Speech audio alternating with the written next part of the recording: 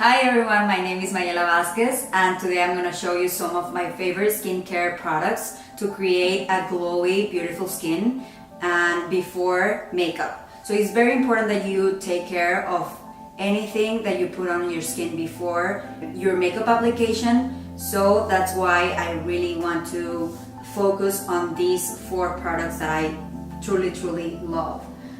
So my first one is my Derma Planning Tool.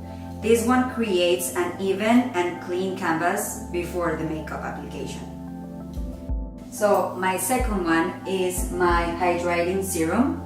This one is great for that glowy, dewy skin that we all want. Why? Because it has hyaluronic acid and that helps to really moisture and have your skin ready for the whole day. So I use it during the night, during the day. It's something that has to be in your kit for sure. Next, I have this lip peel, which is great to have a smoother and plumper lip. This can be used like on a daily basis if you want to. I not only use it during the night because sometimes before going out for a photo shoot or for any occasion, I used to use it and then use my micro roller, and with this also it will help to even plump more your lips. So actually I'm already talking about this.